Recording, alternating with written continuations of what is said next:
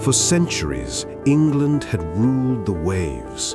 The Royal Navy was the most feared maritime force in Europe, a wooden wall that protected the island kingdom from invasion and projected English power across the world's oceans.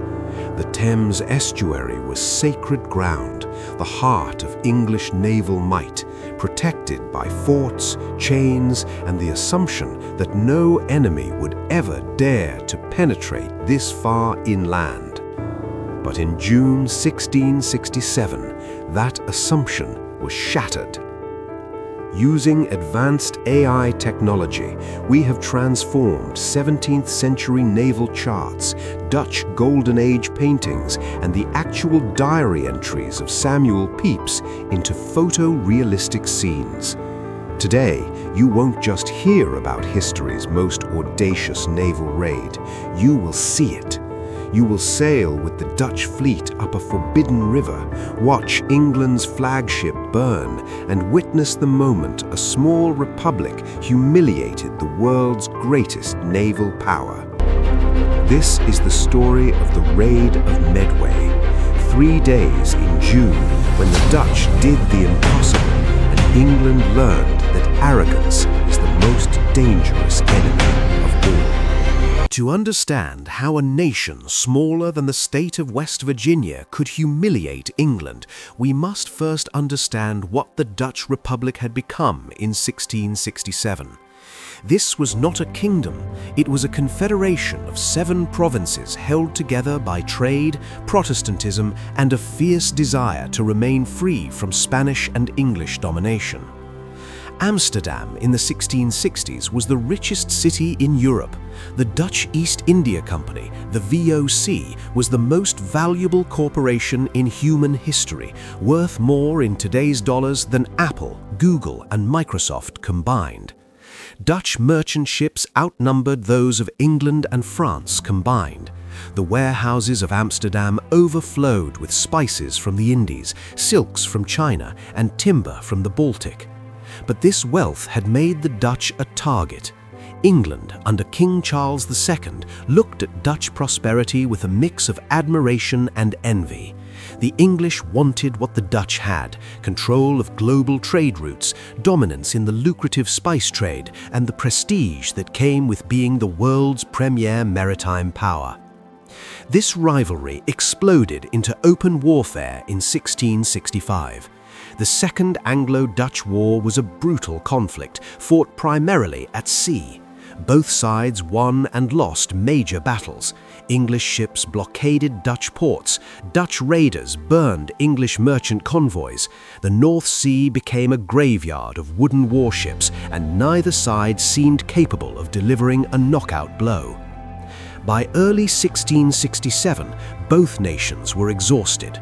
England had been devastated by 2 catastrophes in succinct succession: the Great Plague of 1665, which killed nearly 100,000 Londoners, and the Great Fire of 1666, which burned 13,000 houses and left the capital in ruins. The English treasury was empty, sailors went unpaid, ships sat in harbour without crews. The Dutch recognized opportunity in English weakness, but they needed more than just another naval battle. They needed something that would shock England into ending the war on Dutch terms. They needed a stroke so bold, so humiliating, that England would have no choice but to negotiate peace. The man who would deliver that stroke was Admiral Mikkel de Ruyter, the greatest naval commander the Dutch Republic ever produced. De Ruyter had risen from humble origins, the son of a beer porter, to become the most feared admiral in Europe. He had fought the Spanish, the Portuguese, the English, and even Barbary pirates. He understood that in naval warfare, audacity often trumped firepower. In the spring of 1667, de Ruyter proposed a plan that seemed like madness: sail into the Thames estuary, penetrate the River Medway, destroy the English fleet at their moorings, and sail away before England could respond. The Grand Pensionary of Holland, Johan de Witt, understood the strategic brilliance immediately. If it worked, England would be forced to accept a humiliating peace. If it failed, the Dutch fleet would be destroyed. But the war was already bleeding the Republic dry. It was a calculated gamble. To understand why this plan was possible, we must look at the 5 pillars of Dutch naval advantage that made the impossible possible.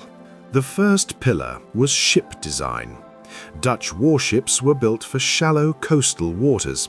They had flat bottoms and shallow drafts, allowing them to navigate rivers and estuaries where deeper English ships could not follow. This meant the Dutch could go places the Royal Navy assumed were safe from attack. The second pillar was leadership. While England's admirals were often appointed based on aristocratic birth, Dutch admirals were promoted on competence and experience. De Ruyter commanded absolute loyalty from his men. They trusted his judgment even when his orders seemed suicidal. The third pillar was intelligence. The Dutch had been gathering information about English defences for months. Spies, sympathetic merchants, and even disgruntled English sailors provided detailed maps of the Medway's defences, the positions of ships, and the locations of the chain barriers that supposedly made the river impenetrable. England had stopped watching the horizon because it could not imagine an enemy appearing there. In late May 1667, de Ruyter assembled his fleet at the island of Texel. He had more than 60 warships, fire ships designed to burn enemy vessels, and flat-bottomed boats that could navigate the shallowest waters. On June 4th, the fleet sailed. England had no idea what was coming. On June 9th, 1667, Dutch sails appeared off the English coast. The alarm was raised, but slowly and without urgency. English coastal observers assumed it was another raid on merchant shipping, annoying but not catastrophic. By the time anyone realized the scale of the Dutch fleet, it was too late. Samuel Pepys, the secretary to the Admiralty and one of the most powerful men in the English naval bureaucracy, was in London when the first reports arrived. His diary entry from June 10th captures the growing horror. "The Dutch are in the river. God knows what will become of us." The Dutch fleet sailed boldly up the Thames estuary and then turned into the River Medway, heading directly towards Chatham, the primary naval dockyard of the Royal Navy. This was where England's greatest warships were moored, sitting ducks, waiting for crews and supplies that would never come. The English had prepared defences. At Sheerness, a small fort guarded the mouth of the Medway. The Dutch bypassed it with contemptuous ease, landing Marines who overran the position in less than an hour. The fort's guns, which should have sunk any approaching fleet, fired only a few symbolic shots before the defenders fled. Further upriver, at Gillingham, a massive iron chain had been stretched across the water. This chain, weighing several tons and supported by wooden pilings, was supposed to be the ultimate barrier, an impassable wall that would stop any fleet. They were wrong. On June 12th, Dutch fire ships, vessels loaded with gunpowder, tar, and anything flammable, were sailed directly at the chain. At the last moment, their crews leapt into small boats and rowed to safety. The fire ships, now floating infernos, smashed into the barrier. The heat was so intense that the iron links began to glow red. The wooden supports caught fire. Within an hour, the chain that was supposed to save England broke apart and sank into the mud. The way to Chatham was open. What followed was systematic destruction. The Dutch fleet sailed into the heart of English naval power and began burning everything in sight. The dockyard at Chatham was one of the most important installations in England, a vast complex of warehouses, ropeworks, ship construction facilities, and moored warships representing decades of investment and national pride. Dutch fireships were guided alongside English men of war. Flames leapt from one ship to another. The Royal Oak, the Loyal London, the Royal James, proud warships that had fought in battles across the world, were reduced to burning hulks. The heat was so intense that it could be felt on the shore. English sailors and dockyard workers fled in panic, abandoning their posts. But the most devastating blow was to come. Moored in the Medway was the HMS Royal Charles, the flagship of the English fleet. This was not just any ship. The Royal Charles had carried King Charles II back from exile in 1660, restoring the monarchy after the grim years of Cromwell's Republic. It was a symbol of the restoration, of English pride, of the king himself. The Dutch didn't burn the Royal Charles, they captured it. Dutch sailors boarded the flagship, cut its anchor cables, and began towing it downriver. There was no resistance. The ship had a skeleton crew of perhaps a dozen men who surrendered immediately. As the Royal Charles was dragged past the burning remains of the English fleet, Dutch crews cheered. They had not just defeated the Royal Navy, they had stolen its soul. For 3 days, the Dutch controlled the River Medway. They burned ships, destroyed supplies, and demonstrated that England's home waters were not safe. From London, the smoke could be seen rising in black columns on the horizon. Panic gripped the capital. Samuel Pepys's diary captures the mood. The whole city is in alarm. People are hiding their gold. Many talk of fleeing to the countryside. The king himself is said to be preparing to escape to France if the Dutch sailed to London. The Dutch could have sailed to London. The Thames was open and England had no fleet to stop them. But de Ruyter made a calculated decision: withdraw. He had achieved his objective, humiliating England and proving that the war was unwinnable. Sailing to London would have been a symbolic gesture, but it would have also risked his fleet in narrow waters where English desperation might have led to suicidal counterattacks. On June 14th, the Dutch fleet sailed back out to sea. They carried with them the Royal Charles, several other captured vessels, and the knowledge that they had done something no enemy had managed in living memory. They had struck at the very heart of English power and escaped untouched. The immediate aftermath of the raid was political chaos in England. The government of King Charles II was blamed for incompetence, corruption, and unpreparedness. The fleet had been left defenseless because Parliament had refused to fund it properly.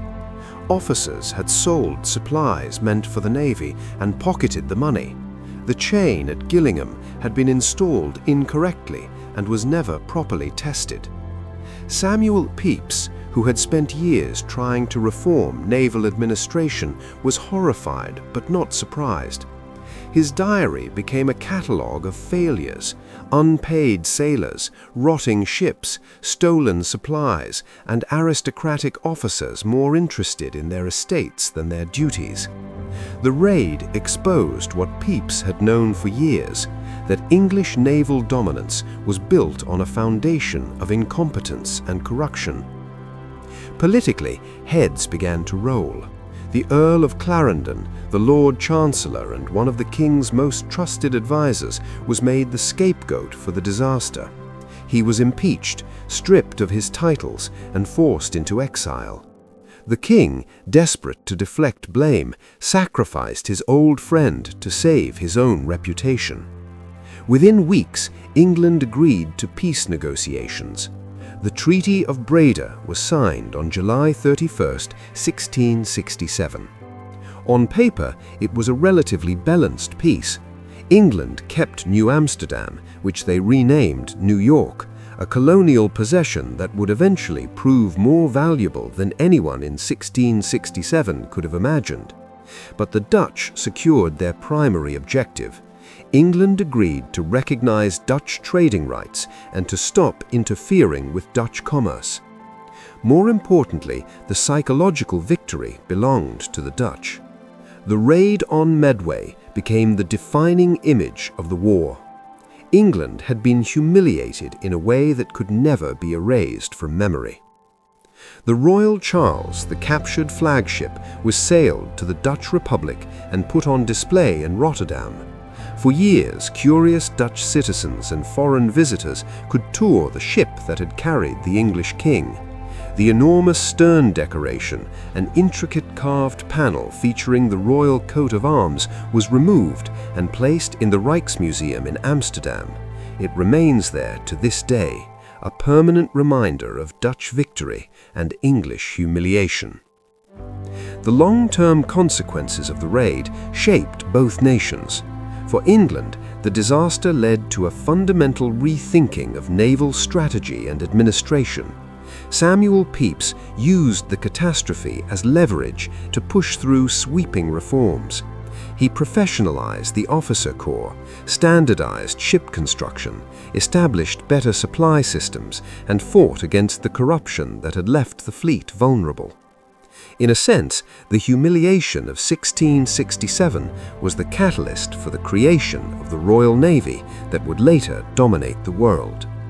For the Dutch Republic, the raid represented the peak of their power. In 1667, the Dutch were at the absolute height of their golden age. Their economy was the envy of Europe. Their fleet was unmatched. Their admirals were legends. But this peak was also the beginning of decline. The Thames flows today as it did in 1667, a river of commerce and life. The forts at Sheerness and Gillingham are long gone. The chain that failed to hold is a footnote in history. But the memory of that June night when the Dutch did the impossible remains. It reminds us that power is fragile, that assumptions are dangerous, and that sometimes the greatest victories belong to those who dare to attempt the unthinkable. We are watching the past so we can understand the present. And together, we keep history reborn. We'll see you in the next era.